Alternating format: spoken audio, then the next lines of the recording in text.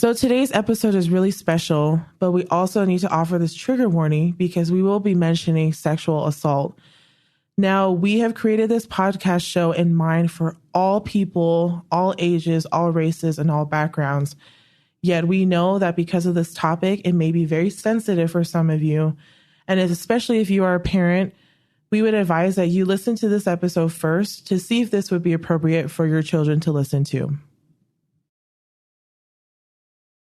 Mia, Can you guess what Disney movie this is from? I'm going to sing you a song. Okay, I'm ready. We don't talk about Bruno, no. We don't talk about Bruno. That's from Frozen. I'm just kidding. And we know it's all from Encanto, right? That's like the best movie out right now. Okay. So yeah, that's from Encanto. Isn't it crazy how much that song just like blew up? It was like top of the charts. It's on t-shirts, cups, everywhere. On the streets and cars and with everybody in their homes on their TVs. Girl, I've been hearing it everywhere. Because it resonates. It does. Resonates with people. Yes. And you know who we really don't talk about? Who? It's Abuelo Pedro. I want to know more about who he is.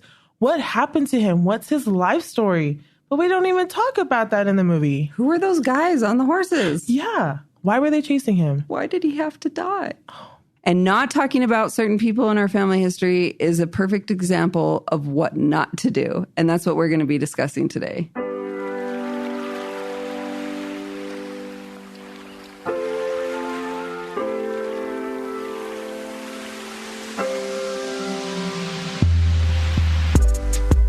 You're listening to the Love Your Lineage podcast by LDS Living, a multifaceted, shame-free approach to family history. I'm Mia. And I'm Michelle, and we want to help you find your space and claim your place in your family history story. So, Mia, how many times have you seen Encanto? Too many to count. I think that is all of America and beyond. We have all seen, listened, what the danced, kids are watching nowadays. Celebrated Encanto. But for those who haven't seen the movie yet, Mia, could you tell us what it's a little bit about? So for those who may not have seen Encanto, it's a Disney movie. It features the main character, Mirabel, who is a granddaughter to a woman named Alma who has magical powers, and so do all of her descendants. But Mirabel is the only one in the family that doesn't. This movie goes through this journey of Mirabel discovering more about who she is and maybe why she doesn't have powers like everybody else in her family, and trying to bring about this peace and this understanding of who her family really is. That's just a little bit about what the movie is. So today we're going to talk about two characters from Encanto. Bruno, who there's a song about, but Abuelo Pedro, we don't really know much about him. And we want to kind of discuss what shame and poverty have to do with his story. So Abuelo Pedro is the deceased husband of Alma. Alma is Mirabel's abuela or grandmother. And we see him in the movie fleeing from their home. He's protecting Alma and the three little babies that she has with them. And as I have studied more about Colombian history, after colonization, a lot of Colombian people were chased off their lands and were sent up into the mountains. And that is where they experienced extreme poverty. And it was really difficult. Many times this would happen to families. And so in the movie, we're seeing them fleeing from their home up into the mountains. And Abuelo Pedro, unfortunately, had to give his life to save Alma's life and their three children. And the song, Dos Oruguitas, touches a little bit on their journey of how they found solace and comfort in each other as they were hungry, searching for food, living through poverty. And then the time came where they had to separate and go their separate ways to do different things to both protect and help their family progress. You know, I understand when it comes to making movies, you have to be pretty succinct and cut to the chase for certain parts of a story because you only have a limited time and budget. But I really wish that what you just shared was more understood and explained in the movie, because I didn't know any of that, nor would I have known that unless you brought that up, right? About the lyrics, about the history. I mean, that just proves to me that there's always so much more to the stories that we know or that we've heard than we can ever imagine. But all it takes is someone to just look at the little details just like you did. To look back in history. And unfortunately, shame and poverty is a huge part of family history for many people. And it is seen in this movie, this Disney movie that is so popular today. So, as Michelle, you told the story of escaping these horsemen for safety to protect themselves and their families. There's just one scene where they come across a stream. That stream is symbolic and special in the movie, but we wanted to bring that stream into the episode today to explain the subject of poverty in family history to all of you, and hopefully to help you better understand what this may mean for you, even if you're not Colombian, just like the characters are in Encanto. So Mirabel and Abuela stand at the stream and they talk about their family history together. And in the movie, we witness some sort of healing that happens because of that. And because of my heritage, I love water. It's something that I've always grown up around, being from Oceania or from the Moana. So I want everybody here to imagine that they are there standing at the stream. And as we look up the river, there's boats coming down, and each boat is coming to us. And in these boats, we also have gifts. One of them for me is my melanated skin, which I love very much because I know I got this from my ancestors. I love, the aspects of my family that's been passed down to me, our love of music, sports, the bonds that we have with one another. But sometimes in those boats, they may contain things that may be very difficult and hard to look at. And one of those things that we want to bring up today is poverty, which is what Abuela Alma and Abuelo Pedro experienced. And yes, understanding what's in our boats will help us to know what we want to and need to pass down the stream to our descendants, to our posterity.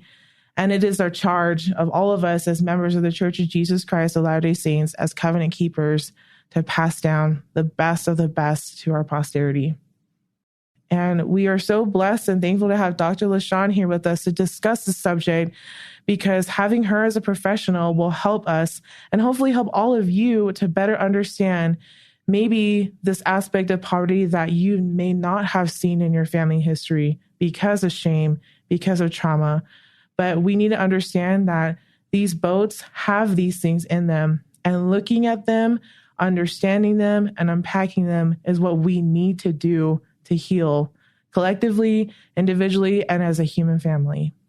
Beautiful. Okay. Yeah. Dr. LaShawn, thank you so much for being here. And I think this is an opportunity for anyone listening. Like, we're going to do some unpacking today. So thank you for being here and guiding us through that. Thanks for having me. I'm really excited to participate and contribute to this conversation. Can you give us a little background about who you are and where you're from?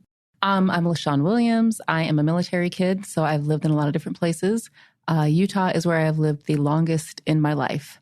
I am a clinically trained social worker, so I provide mental health therapy services to individuals, families, groups, couples, kids. I am a consultant and a trainer in all things justice, equity, diversity, and inclusion oriented. And I like to come hang out with cool people and talk in microphones, on podcasts, and on TV screens. So, Yes! Would you mind giving us a little bit of your family history background? Yeah, I would. We're coming up in the next couple of days. We're actually going to be honoring my mother as the first full professor who is Black at the university where she teaches, right? Wow. And so Amazing. she's the first, right?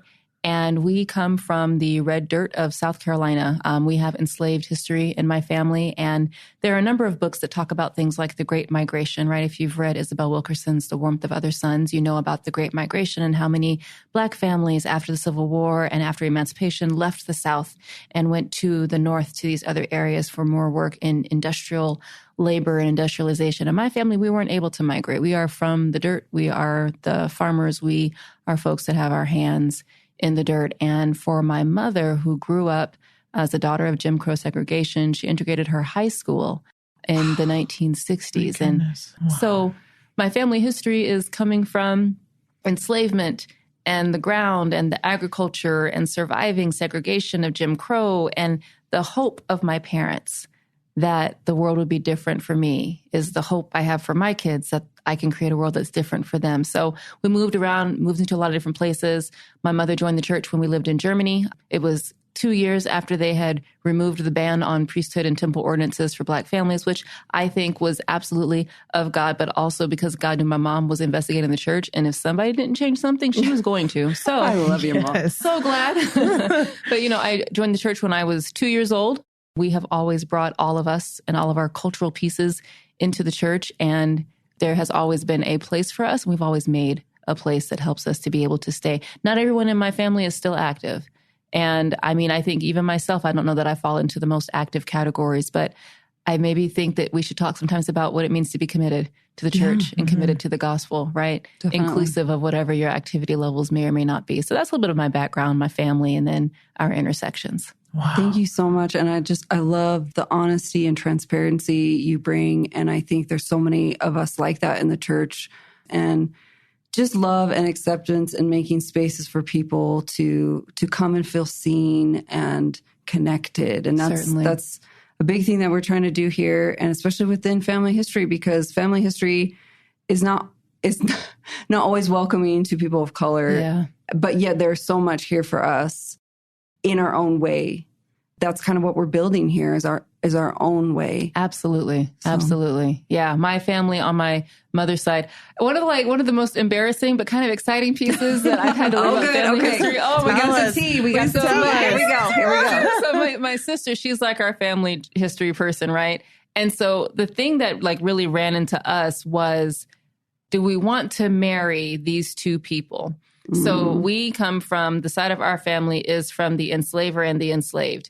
And so the enslaver was already married, had his own family, but also the enslaved, one of my great grandmothers, was also mothering, children for the man who enslaved her. I actually push away from using words like my abuser, my attacker, my enslaver. That's the person who enslaved me. That's not mine. I have no possession. I have no connection to any of that, right? So the person who enslaved my great, great, great, great grandmother had children by her.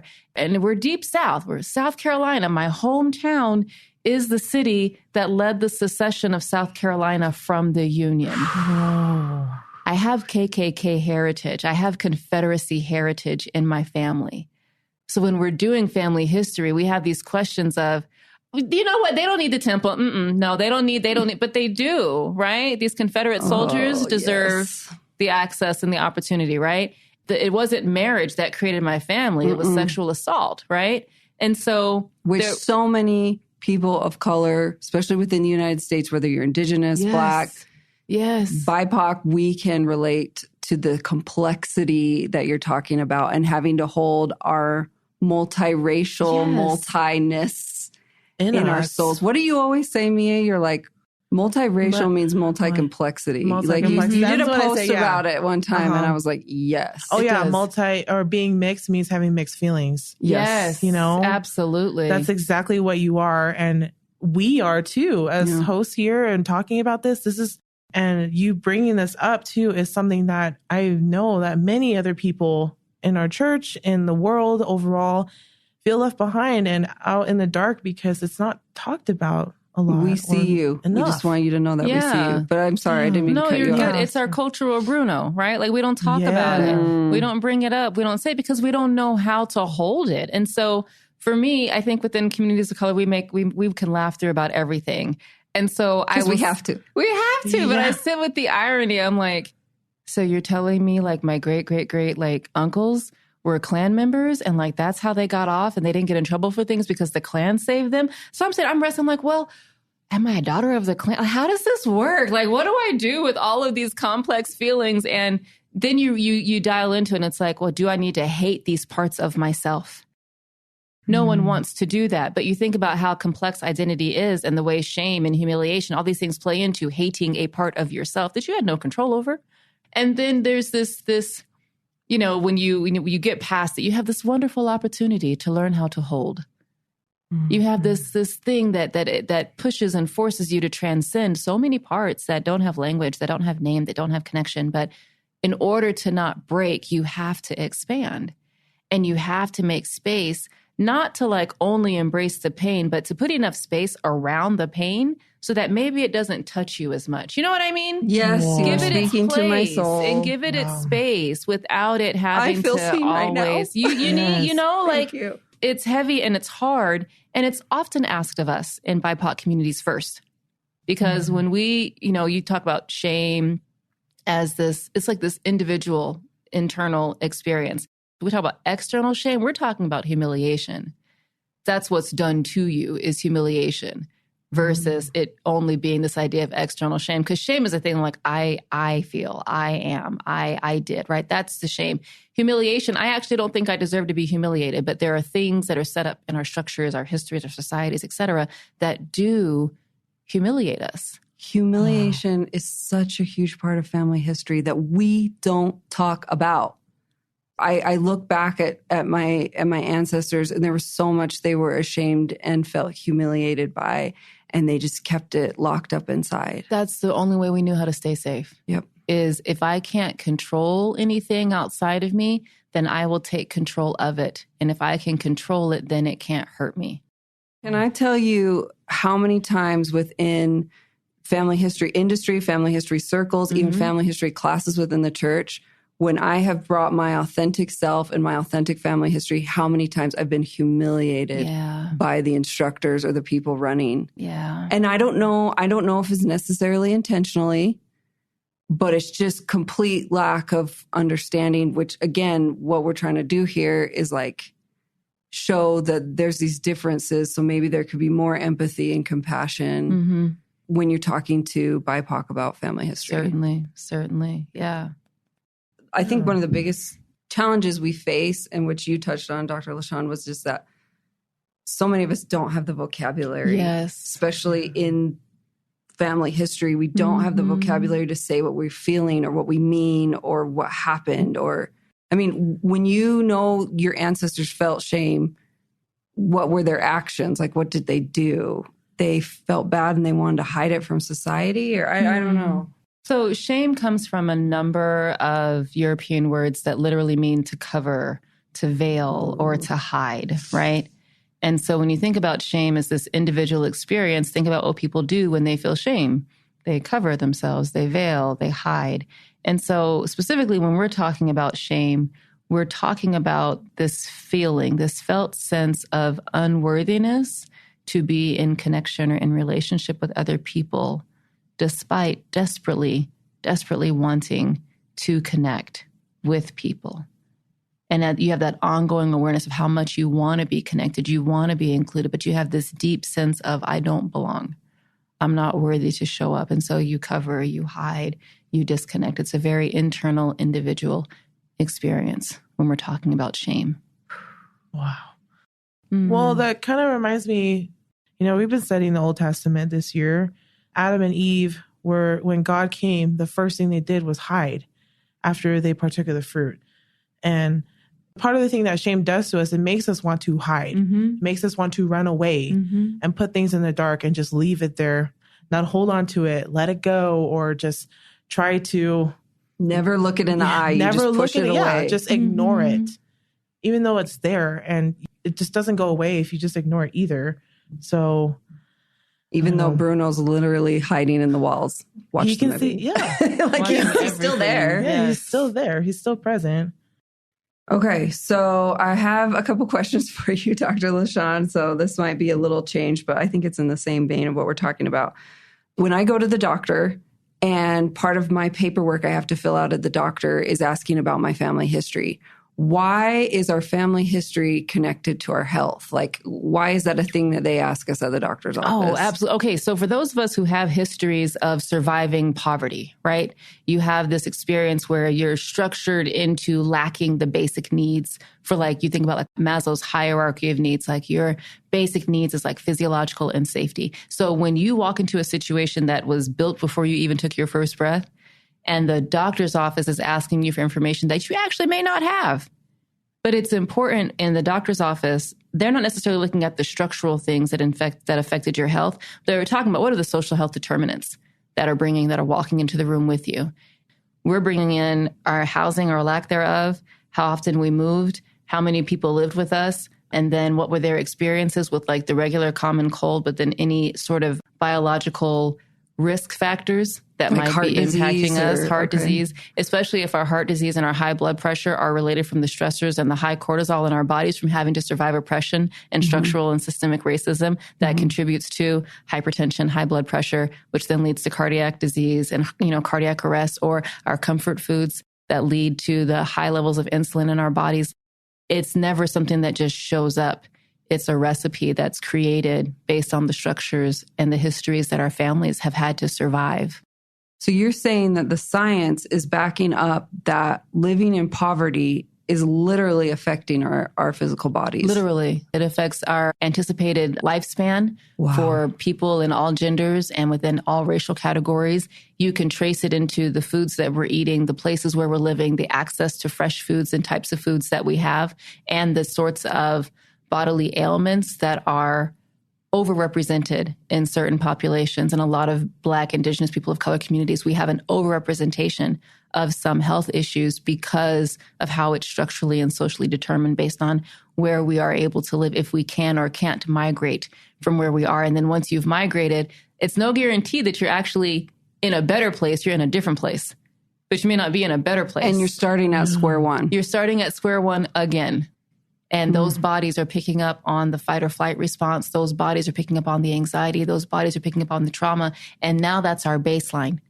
Our baseline is responding to trauma, responding to the anxiety. And so, of course, it's going to influence the ways we show up, how we eat, how we experience comfort. And experiencing comfort is different from being able to create comfort.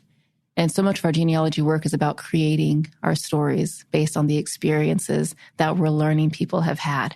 The genealogy work in our communities is so difficult because we're doing the work of not just one generation, the one that we're living in. We're doing the work of generations that came before us, and we're preparing for the generations that we're raising and that will come after us. And it's all happening in one person. It's heavy, heavy work. It's beautiful. It's blessed. It's consecrated. It's responsible, but it's so heavy. It's genealogical consciousness. Yes. I think another thing that's important when we talk about people living in poverty, I think there's this stigma or this idea in our head, like there's something wrong with them. They're lazy. They don't want to work. And I think science is showing that people that live in poverty has nothing to do with their work ethic or who they are as people. It has everything to do with resources. And we know that about our ancestors. We know that they were as hardworking and as honorable as anybody. They just didn't have this access to the right resources that we all need as human beings. Makes me think of, like, within family history, this idea of bootstraps, right? Pulling up your bootstraps, get your bootstraps on. And I think of both sides of my family lived in sometimes abject poverty, but most of the time just under the poverty, not resourced. They didn't have access to resources. And I think about one of my great-grandfathers who immigrated to the United States from Sweden. And a lot of people don't know there was a lot of racial bias against Swedes at that time. And he wrote in his journal, "Those were the days of poverty and humiliation I would like to forget." And so in asking my family, I said, well, how did they get out of poverty? How did they go, from first generation immigrants to where our family is now? And my relative was like, oh, he, kind of the bootstrap thing. He was able to do it. But then in researching, I realized, no, people in his community gave him a chance. They gave him jobs through his connection with the LDS Church. He had access to resources. He was able to get an education. He went to school, and then he became a teacher. And, our family, depending on the family line, some of us did get all the way out of poverty. Unfortunately, like my direct line, we did not. It's something to think about, that like community and caring and empathy and these Christ-like values that we cherish, that is what gets us out of poverty. That's it. And it helps us rebuild. Like the scene in Encanto, spoiler alert, where the community comes. It's at the end, the community comes and says, we'll help you rebuild. And it's okay. Like, they were heralded as like this magical, amazing family that could do all these very, very cool things. And even when they lost all their coolness, community said, we'll come, we'll help you rebuild because you've always been a part of us. We don't need you to produce and to be cool to be community. So looking at that and seeking it, like we come from cultures and histories that have seen each other and have said, hey, if you succeed, I succeed. And I think we come from communities too that say, listen, I'm not going to make it out, but if I can help you get out, I've done my part. I think it's a desire that we all have for everyone to be successful, but I also feel like we have to be comfortable with the relative nature of what success means. I think we all have heard the stories of people, we go off, we serve our missions, we come back, and they lived in poverty, but they were so happy. Mm-mm. Yes, that is something that you notice. Have you wondered why? And what have you thought about doing so they can be happy and not living in poverty, right? Mm-hmm. But we allow that to absolve us of doing any extra work. And I don't even know if we're bringing up and discussing like oral history traditions compared to written history traditions. And when we lose the voices of our communities that share things through story, not through writing, then how do we hold on to it? And what does it mean? And how does it matter? And we have indigenous ways of holding on to it. And we always name it, even if we don't write it. And there's just so much beautiful, expansive room that we can be bringing into this work of genealogy. And I hope we're able to do more of that. And, you know, as a professional genealogist that specializes in oral histories, I've seen what happens when we don't make room for those oral traditions that are passed down. For example, my Samoan grandma passed away in December. And since she's passed, unfortunately, I've learned more about her than I have when she was alive, because a lot of things have come out from the dark. One of them being that when my grandma was a child, she went to a different family who had more resources in Samoa that could help her. So her basically almost adoptive mother taught her how to dress well, taught her how to present herself in society, how to be ladylike, and basically have this social crown on her head that she didn't have in her biological family.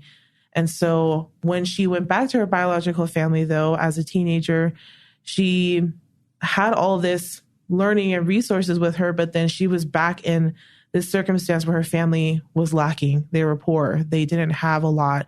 And so she left her family to come to the States to create a better, I guess you can say, a better life for her, where she could have resources and send them back home.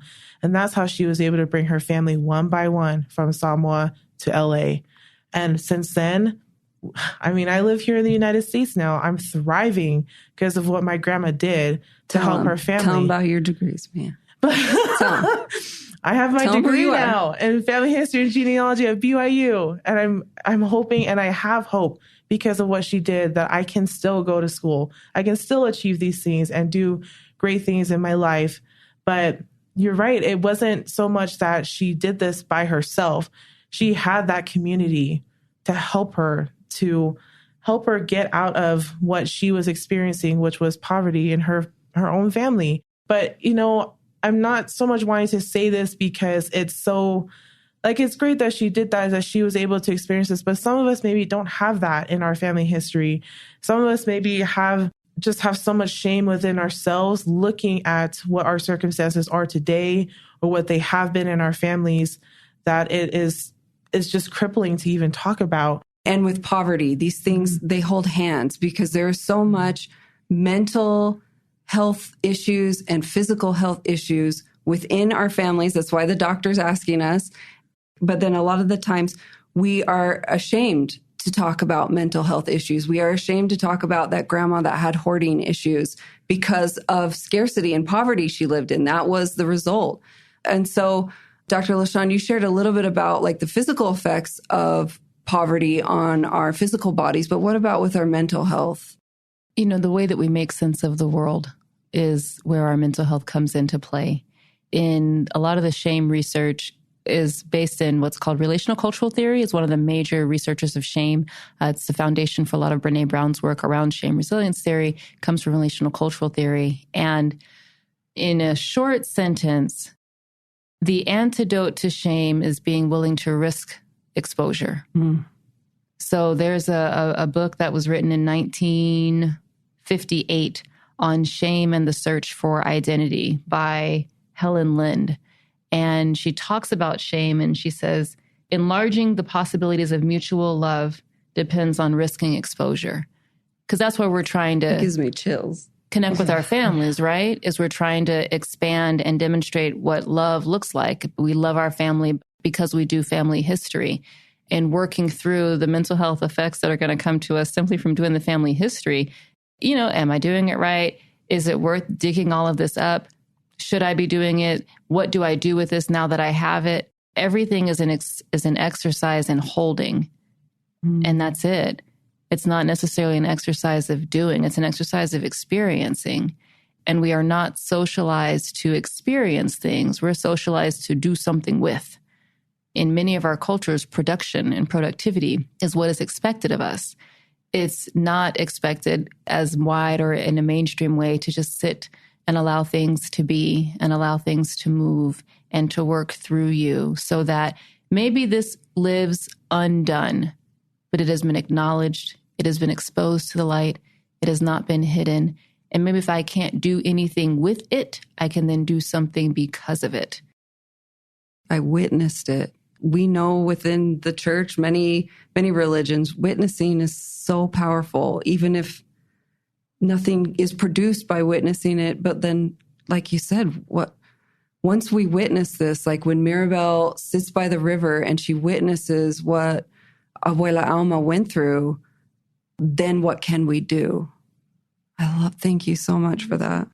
Well, you were touching on how to basically answering the question of how to start healing generational poverty and shame.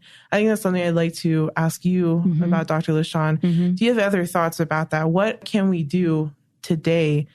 Because we know that we are the new ancestors. What can we do then to help heal what may be generational poverty in our family history? We're going to talk about Bruno, right? Yeah. We're going to talk about Bruno, yes. So here's one thing that I think is important for all of us to understand. In therapy, we'd say all feelings are valid. I think individually and culturally, we all have responses to shame. In 1945, a psychiatrist, her name is Karen Horney, and this is discussed in the article that is going to be in the show notes, right? She talked about these 3 typologies of personality. And the folks with relational cultural theory have applied her theory of personality types to how we respond to and interact with shame. There's 3 things we can do. We can move away from shame that as we experience it individually, humiliation culturally, right? And you think about the ancestors we know who move away. They disconnect, they separate, they withdraw, they silence themselves, they make themselves invisible. It doesn't exist. There's many people in the church, you say the words family history and they know that it's filled with shame. And so they are gone. They're gone. Yeah. They move away from it, right? Yes. Their relationship with shame is to move away, to remove themselves from the process, right?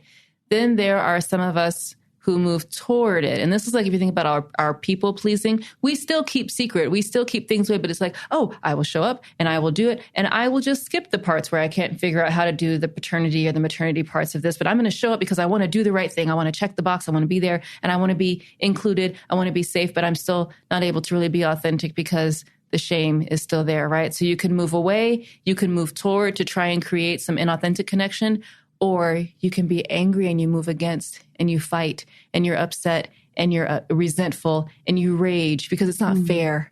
I shouldn't have had to go through this. We shouldn't have had to experience this. And what do you mean I have to do family history? You're the reason my family history is this way. All 3 of those personalities exist within us individually, but even culturally, right? Who will tell us, no, I'm not reading that. I'm not doing that. Don't even go look at that because that person was an evil monster. We move against it. We fight it because none of it feels good. But if you can get to a place where you recognize that shame is a signal to come closer and to move in towards connection and having somebody else hold it with you, away from silence, away from secrecy, away from judgment. If you can see shame as a signal to move towards deeper connection rather than moving away from it, there's the healing. Some of us, maybe we sit on the shore and it's like, you know what, leave this stuff behind. You go forward. I'll watch this. I'll make sure it doesn't come after you. I'll make sure it doesn't come get you. I'll guard this. We have guardians in our lines who said, I will hold this and protect you from it, right? Ooh, I know. Felt that. It's getting real. Yeah. Well, I think we have it. You know, we have those grannies, those aunties. We have those men in our family who will refuse to let any of that stuff come up. And it's like, I need to let you be a protector. I get it. I wish it was different. I wish I could help you heal this piece, but I'm okay. And I have had to learn and find ways to not be angry at somebody that needed to hold a secret because they wanted to try and protect me from something. I have just been able to honor that that was the best they could do with what they had. Okay, I get it. You can hold on to that. I will continue to move forward. You know, I think about my ancestors. I'm like, I'll sit. I couldn't have been enslaved. Like, but how did they do it? How did they do it? How did they know? And then like, I will sit at my altar with my ancestors, and I will be like, just, you know, like prostrate on the floor, just bellowing, like, how did you do it? And then I feel guilty. I'm like, and here I am worried about this thing, and you went through so much. And they say, yeah, we did. And we did it so that we could watch you. And I'm like, okay, I'm sorry. And it's just, when you really get into your ancestor work, however it is you're doing it, right? You know what it sounds like to hear them. You know what it feels like to feel them. And in my lowest points, they show up and I'm like, this is amazing.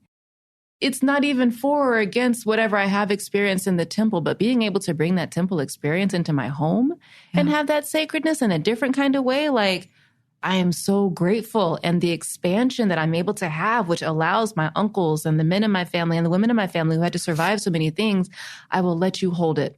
I will honor what you had to survive and that maybe I will never have words for. I will continue to try and move and create and give this forward because that sounds like that's what you want me to do. So, and I appreciate, and I say, okay, what can I do with what I have? Because there might be some things that I'm also going to try and protect someone from too, because maybe I'm not ready. But if we can recognize that shame is a signal to move closer and to find ways to risk exposure, create connection, and it's in connection that we heal so that we can create something to help us continue to move. Chills. Wow. Amen to everything you said. You know, as you're talking, it made me think of Dia de Muertos and when you build an ofrenda or an altar. It's an indigenous holiday with deep indigenous roots, which was then mixed together with Christianity. And within the temple, you're offering them something. You're saying, I would like to offer you. And so many of my ancestors, because we all have bad actors in our family. Yeah. We all have those bad actors. It's so hard to know how to acknowledge them or connect with them, or do we even want to? And I just want to validate that that's okay if you don't. Yes. But on the ofrenda, I'm offering you, I'm just like, let go of the shame. I see you in your complexity of who you are, and I still love you. Yeah. And I see that you have held back that thing. And, you know, I won't know all the reasons why, but I know the truth now, and I love you. Yeah. And I give that to so many of my women ancestors who just kind of were erased from history. I don't even know their names, but I know they held great shame because it got passed down in the boat. I know it came on the boat. But to read my great-grandfather's words about being in poverty and being humiliated, to see it written out in words was really powerful for me. It brought me curiosity because as a multiracial person, there is a huge difference between European family history and family history of Black and Indigenous peoples. So to see one of my European ancestors talk about humiliation and poverty and shame was so shocking to me. And I got curious about it. And that's where I found out about so many things, such as when Swedish, Irish, and even Italian immigrants came to the United States, they weren't considered white. So I started to piece together what happened with him. My curiosity over this expanded my mind on not only my own family history, but world history. And I think that is just such a powerful thing that comes to us from family history. But then it also, is it expansive, but it also brings it in to where I saw what happened to my great-grandfather, and I have seen and felt within my own body the generational effects of poverty and shame and humiliation. And then I can look at other people, recent immigrants, and want to help relieve their pain. And I think that's the power of family history, is that it can span generations through history, but then it also can be very personal and have you reach out to the person next door in your own community who seems so different from you and yet not. Because somewhere in our family line, we have experienced the same thing as that other people have experienced. And knowing that gives us a greater well of compassion and empathy for people around us. Absolutely. Thank you, Michelle and Dr. LaShawn, for everything that you shared. As we were all talking and as I was listening, it's brought me again to the story of the stream that we saw in Encanto, and the stream that we are all spiritually, mentally, physically, emotionally standing at today. As all of us receive our boats coming downstream, and again, this boat is a visualization of what our ancestors are passing down to us. We are inheriting everything from the good and the bad. We unpacked a lot today about poverty, but there may be other things too in your family history that you are still unpacking.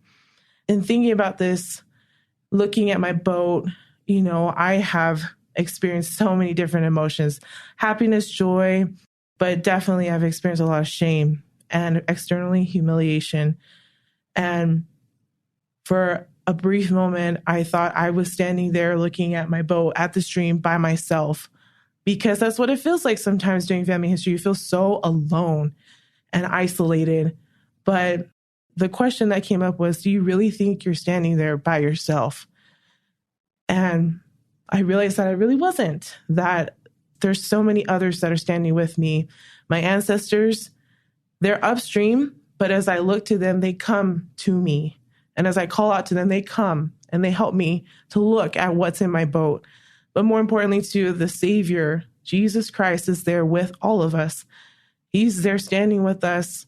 And, sometimes looking in these things in our family history, it can be not only hard to look at and unpack, but it's hard to even just start.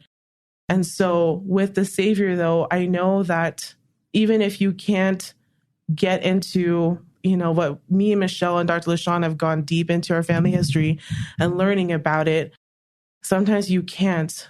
And we just want to say to you that we hold space for all of you that may be standing at the river and do not have the energy, the space, or the time to the resources to even acknowledge or look at your boats quite yet.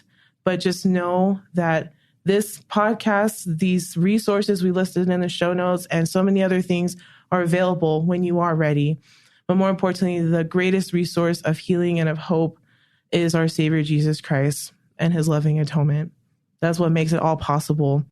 And also, Christ knew what he was doing when he came to this earth to heal everybody. He knew that everybody would be standing downstream too, all of us. So he took upon him everything so that he could pass down the best gifts to all of us. And now it's our charge to do the same, to pass down the best gifts, the best that we can do. Sometimes it's not going to heal everything that we do, and that's okay. Just simply acknowledging, simply starting, and continuing maybe what the legacy we've been given from our ancestors is all that we can do. We're in a chain. We're in a line. You're not alone. This is a family work, not an individual work. It's a family effort. It's sometimes hard to model something that you've never seen before. And one of the things I love and respect about Miya is she is modeling such beautiful new ancestor behavior. Like, I think about this boat analogy, and Miya is filling her boat with flowers and love letters to the people that come after her and sending it downstream. And I'm so excited for your descendants to unpack their boat full of love that you have sent, and the toxic things that you've taken off your boat so they don't have to deal with it in such an intense way. And I just hope all of you out there, if you are the first person to take on this work, reach out and get help from your community, reach out and get help from doctors, therapists, medication. Your mental and physical health is so important. We talk about on this podcast, this is a multifaceted approach to family history. It is. And we're so used to looking at family history in this one-dimensional way, check the boxes, do the thing. We reject all of that because family history is multifaceted. It is. And whether you are building an ofrenda or you are leaning into dancing or music or food or any other spiritual connection to the earth, I believe that the Holy Ghost and the Spirit of Elijah and, Jesus Christ himself is infused in the earth with our ancestors. Amen. And it's all for us. Yeah. And we get to explore and take all of it. Isn't it so beautiful to have that so freedom beautiful. and to know that wherever you go, you're meeting Christ, you're meeting the ancestors, you're meeting your people, and whatever that medium is, even if you become that medium, like you get a chance to communicate and to transmute things to other people. Like, it's so cool. It's so beautiful how big and expansive and amazing God and gospel and Christ and all those things really can be. I love it. I love it. It rejuvenates me when I think about my ancestor work and my family history work in that sense. And for me, I really had to be okay with, I'm not going to get this answer. I'm not going to know where this starts, ends, begins, and I'm not going to know this piece. And it's serving some sort of a purpose. And I'm going to keep moving forward with what I do have. And I'm going to get okay. I'm going to get okay with it. So I'm so excited for this work y'all are doing. So excited. I'm so obsessed with you. You are so amazing. Oh my God. I just love the people. So yes, thank you. Thank you. Thank you. Thank you for joining us for this episode of Love Your Lineage. You can find all the references and full transcripts for this episode in our show notes at ldsliving.com/loveyourlineage. And if you love this episode, please, please, please leave us a review or a rating. This episode was hosted by me, Mia, and the lovely Michelle. It was produced and edited by Erica Free and Katie Lambert, and mixed by Mix at 6 Studios. Thank you for being with us today, and we hope you feel empowered to love your lineage and to embrace your authentic family history story.